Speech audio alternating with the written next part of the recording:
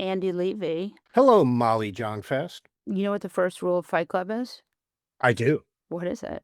Well, even the fact that we are violating it now is not great. But obviously, the first and second rules of Fight Club are that you do not talk about Fight Club. So, in So the let's spirit talk of about Fight that, Club. Is let's that what talk you're about saying? Fight Club. Yeah. Unbelievable. Chuck Schumer and a woman you may know, Kirsten Gillibrand, they're catching a little heat for their wildly unpopular Senate picks, putting their hands on the scale for Haley Stevens, gifted orator Haley Stevens, and the always young and refreshed 77-year-old Janet Mills. Discuss. Yeah, you're referring, of course, to this group of, is it six I don't think it's Democratic quite senators? I 6. think it's Yeah. six. Who are calling Aggie. themselves the Fight Club, and yeah, they're not happy with Schumer and Gillibrand. And look, good for them, They want to and win. they want to win, and this is way overdue, but better late than never. And it would be nice if, yeah, if we could get different leadership. Molly, do we have to have this leadership? Is it a rule somewhere?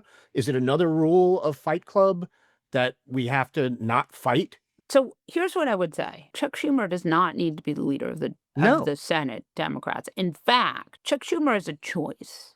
And I think that, Chris Murphy is available, Brian Schatz is available, even, Tina Smith or your favorite from Minnesota, Clementum. Oh, God. Even those people are all available to be in leadership. And by the way, this is a job everyone wants. I understand why Schumer got the position. He's been working his whole life for it. And it was one of those things where, the Democrats are very big sometimes on sort of, I don't know if coronation is the right word, but it's sort of, next in line, like, you know, Mm-hmm. oh, you're supposed to have Coronation. this job. Coronation is the Yeah, word, I think. Yes. but it doesn't work. And all those people you named, with the possible exception of my not so favorite senator from Minnesota, would be much better than Chuck Schumer. None of the It's gonna be an imperfect person. We know that. And so the idea to me is get someone who's at least less imperfect than Chuck Schumer. And I know that sounds like damning with faint praise, but that's the way politics works. The problem with Schumer is not that he's not perfect. The problem with Schumer is that he's not a fighter. Right. And this is, again, goes back to this adage from Pritzker's chief of staff. It's not left versus center, it's fight versus cave. And with the Fight Club, the 6 senators, what you see is they're not ideologically all the same. Maryland Senator Chris Van Hollen and Connecticut Senator Chris Murphy are not the same as Bernie Sanders Of course.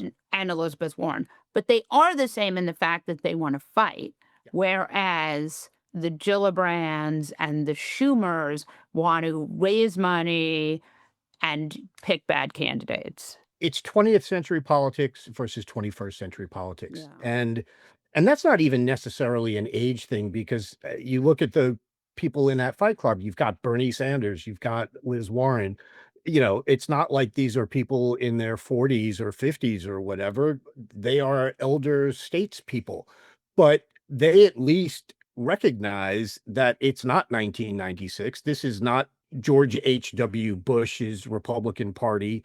I mean, let alone Mitt Romney's Republican Party, but they recognize that it's Donald Trump's Republican Party, and you can't sit there and do 20th century politics in this environment. And Chuck Schumer does not, and apparently never will, understand that. I don't think Gillibrand does either. And look, Joe Biden was and should have been the last gasp of 20th century politics for the Democrats. That caused a lot of problems. His not being comfortable going after the Jan 6 people, sort of Right. oh, let that be in the past. Let's move forward. That doesn't The fly Merrick anymore. Garland school of not doing anything. Exactly. Yeah. Exactly. And that's the same school that Schumer and Gillibrand are part of. And it has to go. It has to die.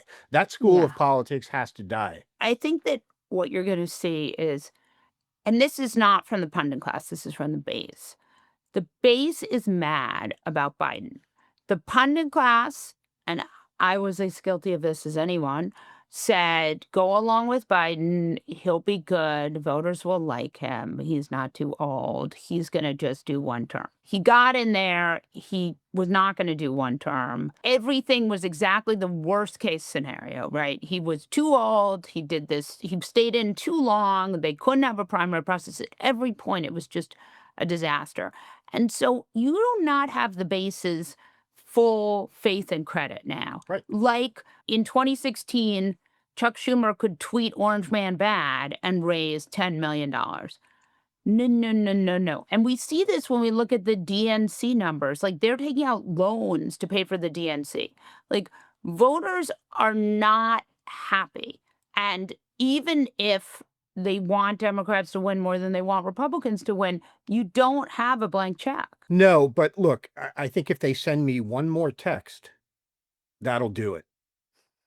I just it's unreal. But you're absolutely right. Look, the base, and forget about the pundit class, forget about, well, except for me, because I'm much more of a man of the people, a man of the base than I You am were in the army, in the certainly pundit class. more than Exactly. me. I Yeah, watch NASCAR. Come on. yeah. But you're absolutely right when it comes to the base, and that gets back to what you were saying before from Pritzker's people about it's fighting versus not fighting, and everybody wants fighting now. And the thing is, Chuck Schumer will now get on Twitter, I suppose, and definitely on Blue Sky where I see it, and he'll post things that maybe 10 years ago would have been effective, or you would have said, all right, good for you, Chuck. Now, what they look like, because it's what they are, is a guy who is trying desperately to catch up and Mhm. to be someone he's absolutely not. And so it just comes across as completely performative when he sits there and goes, "We will fight this, and we have to do this." It was like you've been in power for a long time and you haven't done any of this. And so you get a lot. You look at it and you see people replying saying, "Why are you telling us this? Why aren't you doing this?" Because that's who Chuck Schumer is. So it all rings false when he tries to do it now. And again, it's, you know, 20th century versus 21st. The 20th century politicians have got to, if not completely go, they've got to step back. They've got to step back. We saw this when AOC wanted to be I forget which committee it is now. And we went with the guy that oversight. We went with the Oversight, guy right. that Jerry sadly Connolly, he died. we who died in office, who had cancer, Yeah. and the Democratic 76. leadership, He was yeah, 76. It wasn't and like he was a young guy. right, and the Democratic leadership said, no, we need to give this position to him It was and his not to her. turn. His turn. Exactly. And that shit has got to go away. And it's one of the biggest things I think holding back the Democratic Party right now is this sort of refusal to let the next generation, or at least the people, again, Liz Warren is not young. Bernie Sanders certainly isn't young, but they know what's going on. And they Yeah. always have, because they've been those kinds of politicians their whole lives where they do fight. You got to start turning it over to the people who recognize the world in which we live in 2025. Yeah. Now, I want to talk about where we are right now because Donald Trump, he's going to bring peace to Russia, Ukraine. Like, I feel like he's doing everything he can to distract from the Epstein files, right? Like, he's like hoping that if he just keeps going on with the news sources, like that Pam Bondi will never release any of the Epstein stuff, even though he had to sign that discharge petition, which says it is law that they're gonna release it within 30 days? Yeah, but Molly, remember, he instructed everyone to vote for that because he really wants it. Yeah, he did. He Um, he changed it at the very last minute when he saw he was gonna lose. yeah, He was like, "I think we want those. We yeah, want those." yeah. And look, at least he's not, maybe starting a war with a South American country to distract from everything else. But Is look, that your that is where favorite, we are. though? Your What's that? favorite of the ways in which Donald Trump is trying to distract? Is your favorite that he's starting a war, or is That's your favorite that he's trying to bring peace to Russia, Ukraine? it's the war for me. It's always the war for me. I mean, if you're going to distract, you got to do it with a war, because that's when you get the CNNs of the world can prepare their theme songs Right. And Operation exactly. Caribbean Fisherman Caribbean Killer. freedom. That's when you get all the newspapers and everyone say, "Well, we have to support the president. We're at war." Right. You get people saying, "This is the day Donald Trump became president." You can't beat a war if you're trying to take the focus off of something else. I mean, I'm fairly certain there was a whole movie that was kind of about that. Yes, it's called Wag Uh, the Dog, and it's yeah, that excellent. sort of gave us a Yeah. phrase. So it's absolutely that for me. The Ukraine Russia stuff is I mean, have you seen anything more incompetent than well, this is our plan. No, this isn't our plan. Marco Rubio had nothing to doesn't even know about this plan. Oh, Marco Rubio wrote this plan. It's unbelievable. And beyond the incompetence, just the national security implications of having a plan out there. And we can't get a straight answer as to whether this plan is Russian talking points or whether it's from the administration because we can't tell the difference. Yeah. I, I, Yeah. I Yeah. it's nuts. But it's part of Donald Trump's trifecta for trying to get the Nobel Peace Prize, which he has now missed the window on, at least for 2025. But it is funny to me because it's like, he does on some level, like he kind of wants to do the stuff presidents do, but just not with any of the follow up or any of the, he's like, yeah, I'm going to bring peace and I'm going to do this. Like it's a very sort of distracted view on kind of, half-hearted view on presidenting, but ultimately he's really just trying to make money. Well, he's just trying to make money. It reminds me of, there's a sort of a famous saying that writers have. I love to have written, but I hate writing. Speak for yourself. I hate all of it. Right, but it's the same. That to me, that's Trump with presidenting. He doesn't like presidenting. He doesn't like having to negotiate a peace treaty or doing any of the work. What he wants is the credit, and it's just that simple. That's all he wants is the credit. He's not interested in the work. He couldn't care less if there was peace between Russia and Ukraine. Obviously, he'd probably just be happier if Russia had been able to swallow up Ukraine. Yeah. But he just ultimately doesn't care. He just wants the No. credit. He wants, like you said, he wants the Nobel Prize. He doesn't want to do the work that you would, like to think is involved in getting a Nobel No. Prize. He just wants the prize. He wants the trophy. And we see this when he goes to these events, these sporting events, and he leaves with the trophy that he was supposed to give the team. And we saw that happen. That's Donald Trump in a nutshell. He just wants the trophy. By the way, this week not didn't like make the top of the news feed, but I think it is important is that this week in Las Vegas, Ice Barbie and FBI Director Kash Patel went to some kind of Grand Prix thing. Formula One, yeah. Yeah, and they had a great time on our taxpayer dime. I'm glad they're having fun. Look, you can't spend all of the FBI's travel budget on your girlfriend. You have to keep some for yourself. That's right. I mean, that's just fair. That seems fair to me. So good for Cash, I say, for getting Yeah. out of the office. Kash Patel. Also, this week, we discovered that Kash Patel's girlfriend, 27-year-old conservative influencer slash singer, is guarded by the SWAT team. Yeah.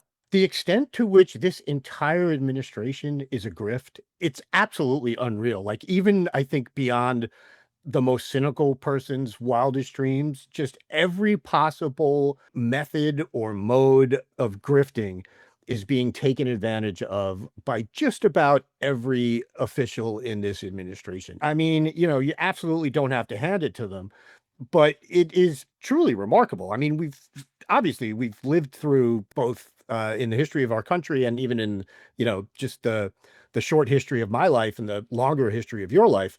But we've lived through grifting administrations, unscrupulous administrations. But I think you could pretty much stack them all up, all the previous ones in one stack and put the Trump grifts in another stack, and the Trump grifts would outweigh, I think, every single previous administration's grifts throughout the history of this country. We need a word, an expression for what the Teapot Dome scandal, but like with crypto and double dealing and insider trading and influence trading, and your son-in-law who's negotiating all these deals is also not in government, but he is also negotiating the Russian peace treaty and also in the Middle East, but he also takes money from a lot of Middle Eastern countries for his wealth fund. I mean, it's like, what is that? It feels like there's got to be a bigger word than kleptocracy. I'm at a loss Teptocracy?